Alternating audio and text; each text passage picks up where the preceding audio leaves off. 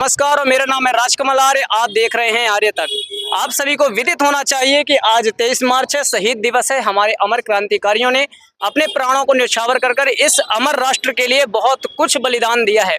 तो राष्ट्र के लिए बलिदान अभी भी लोग देते हैं, अलग अलग रूप में देते हैं। कोई पत्रकार बन के अपने धर्म का पालन करता है, तो कोई कलमकार बन के कलम की ताकत दिखाता है, और कोई सैनिक होकर अपने राष्ट्र के लिए सीमा पर खड़ा होकर अपनी शक्ति का प्रदर्शन करता है और राष्ट्र के अंदर और राष्ट्र की बाहरी शक्तियों से लड़ता है। तो इसी प्रकार से हमारे समक्ष आज उपस्थित हैं क्षत्रिय, जिन्हें कहा जाता है शास्त्रों में, पूर्व सैनिक हैं। हम सर आपका स्वागत करते हैं अपने चैनल में।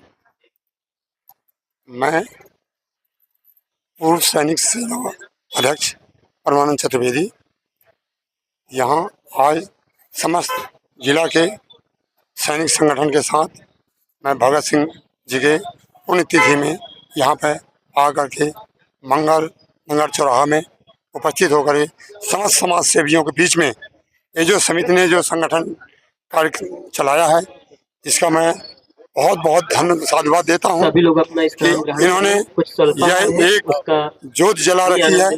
ये ज्योत हमेशा जलती रहा है।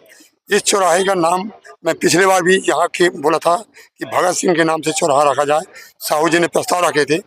मैं इस प्रस्ताव को वादा करता हूँ कि मैं कलेक्टर साहब से रखे आगे इस भगत सिंह चौराहा का नाम ही रखवाने की प्रयास करूँगा। सर, आज जैसे आप देख रहे हैं विभिन्न प्रकार के देश में कार्यक्रम होते हैं, नेता आते हैं, अभिनेता आते हैं, बड़े बड़े साधु संत आते हैं और बहुत बड़ी बड़ी बातें करते हैं, लेकिन जब ऐसा क्रांतिकारी संबोधन की बात आती है, कार्यक्रम की बात आती है, तो लोग वहां सांप की तरह कुंडली मार के बैठ जाते हैं, कुंभकर्ण की तरह सो जाते हैं। क्या कहेंगे ऐसे लोगों को? उसी की पीड़ा मुझे, मैं फर्स्ट में बताया था, वही पीड़ा मुझे बहुत सता रही है कि इतना बड़ा भव्य कार्यक्रम, इतना जो कि पहला बीज जिन्होंने डाला शहीद का, आज पूरा राजनीति स्तर बिल्कुल शून्य है। ये हमारे देश का, हमारे जिला का, हमारे नेताओं का दुर्भाग्य है। इस चीज के हमको नहीं, हमारे सैनिकों को बहुत पीड़ा है। सर, एक प्रश्न आपसे भी है सर। आजकल का जो युवा है, फेसबुक में, यूट्यूब में और से जितने भी सोशल मीडिया प्लेटफॉर्म है, उनमें तो बड़ा धुरंधर वीर बनता है, बड़ी बड़ी बातें करता है, लेकिन जब बात असल में क्रांतिकारियों वाली होती है तो वही यहाँ आने के लिए तैयार नहीं। ये दुर्भाग्य देश को आज क्यों देखना पड़ रहा है सर? मेन रीजन ये है कि इस तरह की व्यवस्थाएं आज बना दी गई है, जो नए बच्चों को ये सारी चीजें सिखाई नहीं जाती है। उनको तो ये फेसबुक, ये जो भी आजकल चल रहा है, और लव प्यार, ये सारी चीजें उसमें वो रखे। एक्चुअली तौर पे देश के लिए कुछ न कुछ कर जाने की, अगर जिस दिन आदमी के उमंग आ जाएगा, प्रेरणा आ जाएगी, उस दिन देश में एक से एक क्रांतिकारी जो है तो बालक पैदा होंगे और अपने देश का जो है तो बहुत आगे नाम रोशन करेंगे। चलिए सर, कहीं ऐसा तो नहीं है कि सरकारों को यह डर लग रहा है जो कुंडली मारकर शासन में बैठे हुए हैं, कि यदि क्रांतिकारी, यदि युवा जाग गए, उनकी विचारधारा पक्की हो गई, तो कहीं ऐसा ना हो कि हमारी सत्ता गोल मटोल हो जाए? देखिए, सवाल ये है कि भगत सिंह के ऊपर कार्यक्रम करना और भगत सिंह में सेंट्रलाइज करना, मैं अपने फौजी साथियों का और खासकर को बहुत बहुत धन्यवाद देना चाहता हूँ। दुनिया के इतिहास में पहली बार हुआ कि किसी व्यक्ति को शाम को फांसी दी गई। 7:33 31 मार्च 1931 को भगत सिंह को फांसी दी गई। और भगत सिंह एक ऐसे कैरेक्टर है पूरी दुनिया में जिनको पूरी दुनिया के लोगों ने सराहा। खुद वो जल्लाद जिसने भगत सिंह को फांसी दी थी, आजादी के बाद उसने इंटरव्यू दिया तो उसने कहा कि पहली बार इतने लोगों को फांसी देने के बाद देखा कि एक मुस्कुराता हुआ व्यक्ति फांसी की फंदे की तरफ बढ़ रहा था। और ये जज्बा हमारे युवाओं में होना चाहिए और समझना चाहिए। भगत सिंह को एक सिर्फ यहाँ आयोजन में समझना बड़ा मुश्किल है। भगत सिंह ने जेलों में रह के जो चिट्ठियां लिखी अपने साथियों को, किताबें पढ़ी, और उस आदमी को जबकि मानसिक अवस्था जो फांसी की सजा जाने वाला, उसके बाद वो पढ़ रहा है और देश को दे रहा है। तो ये जो समस्या है पूरे देश में नौजवानों के सामने, इनको उस पे भगत सिंह को दबाया। आज आप देख पा रहे हैं, मैं पूरी कटनी में ग्राउंड रिपोर्टिंग करता हूं, तो यहाँ हर जगह 2 नंबर का काम है, भ्रष्टाचार है, झूठ है, पूरे नेता अभिनेता सोए हुए हैं, नगर निगम सोया हुआ है, पूरे हर जगह दारू मिल जाती है। तो ये क्या युवाओं को खोखला बनाने का प्रयत्न चल रहा है कि भगत सिंह पैदा ना हो? जी, ऐसा तो हम लोग अब क्या करें, देख रहे हैं समाज में। इसका सबसे बड़ी चीज है समाज में शिक्षा का अभाव। भगत सिंह जो आज हम लोग इस आयोजन को करवाए ना, तो भगत सिंह केवल क्रांतिकारी नहीं थे, उन्होंने अब जो क्रांतिकारी वर्ड आज हम लोग यूज करते हैं केवल वो आंदोलन के लिए यूज करते हैं, लेकिन उन्होंने शैक्षिक क्रांति लाई थी। हम बता रहे हैं कि उस समय लैटिन, ग्रीक, यूरोप जितना भी हिस्ट्री था, जितना उन्होंने सब पढ़ रखा था। अभी महोदय जी ने बताया भी, उन्होंने अपने जीवन काल में मात्र 23 वर्ष की आयु में 550 से ज्यादा बुक पढ़ा। और जब वो फांसी के लिए जा रहे हैं तो उसके पहले भी कहा अंतिम इच्छा क्या है, तो उन्होंने कहा 3 इच्छा मांगी थी। एक तो कफन के लिए मना किया था कि हम ये ब्लैक कफन नहीं डालेंगे, लेकिन कानूनों के नियम कानून के चक्कर से है ना उन्होंने उसका यूज किया।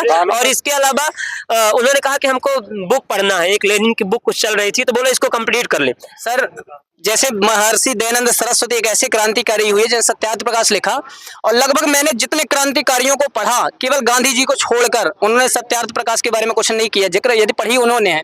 तो आप क्या युवाओं को कहना चाहेंगे कि यदि अपना राष्ट्र धर्म बचाना है तो जिस क्रांतिकारी पुस्तक को पढ़कर भगत सिंह, चंद्रशेखर आजाद, राम प्रसाद बिस्मिल, विनायक, वीर सावरकर और 80% देश के क्रांतिकारी तैयारी सत्याग्रह प्रकाश उन्हें पढ़ना चाहिए। देखिए हम आपको बता दें, भगत सिंह का स्कूलिंग कहाँ हुआ? भगत सिंह का एडमिशन ब्रिटिश स्कूल में करवा दिया गया। आज वो जो मिशनरी चल रही है, आज भी चल रही है, उन सब मिशनरीज को बंद करना चाहिए। और उन्होंने दयानंद एग्लो विद्यालय जो आज DAV है ना, तो उन्होंने अपने वहां पे स्टडी का कार्य किया। अब दयानंद एग्लो विद्यालय के अगर हम जाएंगे, उसके संस्थापक कौन है ना? DAV स्कूल किसने बनाया? स्वामी श्रद्धानंद बनाया। स्वामी श्रद्धानंद किसके शिष्य हैं? स्वामी दयानंद सरस्वती जी के बहुत पक्के शिष्य हैं, है ना। तो DAV को हंसराज और इन्होंने मिलकर बनाया और इस प्रकार से आज भी चल रही है। तो उन्होंने कहा कि हम भारतीय शिक्षा परंपरा में पढ़ेंगे।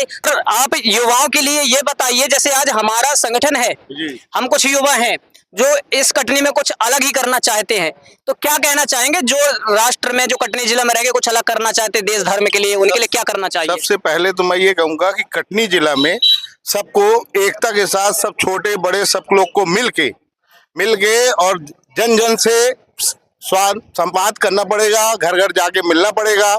इसके अलावा सबका मन एक करना पड़ेगा।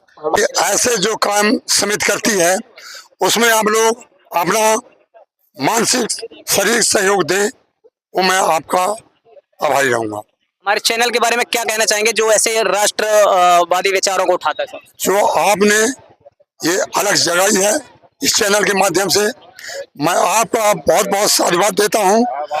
और मैं हमारे समस्त सैनिक परिवार आपके आभारी हैं, और ऐसे ही आप अलग जगाते रहें, और जो भी हमारे लिए सेवा सहयोग हो हमसे लीजिए, हम तत्पर सेवा देने के तैयार हैं।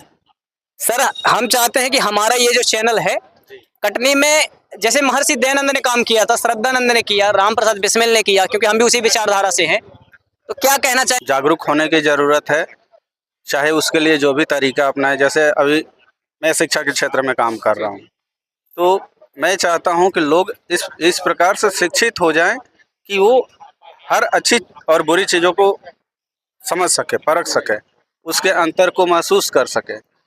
फिर बीच बीच में जैसे इस प्रकार के कार्यक्रम हो रहे हैं, तो उसमें हमको सामाजिक कार्यक्रम करते रहना चाहिए, ताकि ज़्यादा से ज़्यादा लोग पार्टिसिपेट करना चाहिए, ताकि हम लोग छोटे छोटे कार्यक्रम की मदद से उनको जागरूक कर सकें। सर आजकल की जो परिस्थितियां हैं, चाहे राजनीतिक हो, आर्थिक हो, सामाजिक हो, और शास्त्र कहते हैं समानो मंत्र समिति समाने समानम मंत्रम भी मंत्र एवं। वेद कहते हैं कि हे मनुष्य तू एक विचारधारा वाला बन, संगच्छदम संबद्धम। लेकिन आज समाज में अलग अलग विचार हैं, अलग अलग युवा भग रहे हैं और से आपसी में बहुत टूट फूट है, तो कैसे युवा एकत्रित हो? मैं धर्मेंद्र कुमार पटेल, एक्स आर्मी, और मैं भी पेशे से एक शिक्षा संस्थान चला रहा हूँ, SR मेमोरियल स्कूल। तो मैं तो यही चाहता हूँ कि ये जो लोग अपना पराया कर रहे हैं वो सबसे गलत फहमी है। सबसे पहले अपना पराया बंद करें और सिर्फ हम बनना सीखें, और हम बनना जिस दिन वो सीख गए तो हम, मतलब ये जो हमारे हाथ है ना, तो ये खुले हुए हैं, तो ये सब हमारी अलग अलग संगठन, संस्थान, ये सब चीज़ें हैं, लेकिन ये इकट्ठा होके एक हो गए तो हम हो गए। और हम जिस दिन एक हो गए तो हमको दुनिया की कोई ताकत हिला नहीं सकती। ये लड़ाई झगड़े सब खत्म हो जाएंगे। हमारा जैसे पहले चलता था, जब हमारा हिंदुस्तान एक था, न पाकिस्तान था, न भूटान था, न इस्लामाबाद था, लेकिन ईद भी एक साथ मनती थी, दिवाली भी एक साथ मनती थी और होली भी एक साथ मनती थी, वैसे ही आज भी मनेगा। लेकिन कब? जब हम एक हो जाएंगे और हम ये नहीं बोलेंगे कि मैं फलाने धर्म का, ठिकाने धर्म का। धर्म हमारा क्या है? एक मार्गदर्शक रास्ता है परमात्मा से मिलने का, ईश्वर से मिलने का। वो हमको नहीं सिखाता है कि हम आपस में भाईचारे को खत्म करके एक दूसरे के ऊपर हमला करें, परेशान करें, लड़ाई झगड़ा करें, बिल्कुल नहीं चाहता है। तब मेरी तो आप सबसे यही अनुरोध है और लोगों के लिए मेरा एक विचारधारा है, एक जो भी समझें आपकी शुभ चेतना है कि सब लोगों को एक होना है। हमारा हिंदुस्तान, हमारा भारतवर्ष पहले भी बहुत महान था और आज भी है और हमेशा रहेगा। हम एक हैं, एक ही रहेंगे। धन्यवाद। धन्यवाद सर आपका। आप सभी का बहुत बहुत धन्यवाद। आप हमारे चैनल पर आए, अपने विचार रखें। नमस्कार।